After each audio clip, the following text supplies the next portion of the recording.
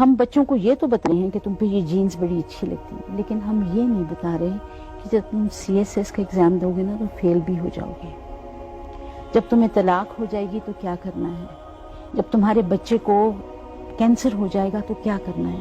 وہ جو اندر کی مضبوطی کلچر عطا کرتا تھا یا مذہب عطا کرتا تھا، اندر کا جو کلچر ہوتا ہے وہ مذہب پہ بیٹھا ہوا ہوتا ہے۔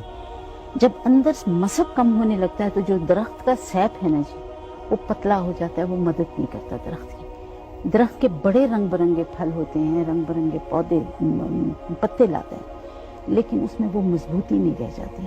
تو آج کے کلچر میں یہ چیز ہو گئی ہے کہ ہم نے بچوں کو کچھ نہیں بتایا کہ آپ کو کمپٹیشن پڑے گی زندگی میں، اس کے لیے کیا کرنا ہے۔ جب 400 خوبصورت لڑکیاں ہوں تو ایک لڑکی کے ساتھ کیسے اکتفا کرنا ہے۔ جب تمہاری نوکری چھوٹ جائے تو تم نے کس کی طرف دیکھنا ہے۔ جب ایکسیڈنٹس ہوں، جب اتنی کاریں چلیں گی تو ایکسیڈنٹس ہوں گے، تو جب ٹانگ ٹوٹ جائے تو کیا کرنا ہے۔ وہ مقامات کلچر کا اندر کا روحی حصہ بتایا کرتا تھا۔ وہ نانیاں، دادیاں، دادے وہ بتایا کرتے تھے، بیٹا صابرین کے ساتھ ہے اللہ، شاکرین کے ساتھ ہے اللہ، مضبوط رہنا، کچھ نہیں، مصیبت آتی ہے چلی جاتی ہے،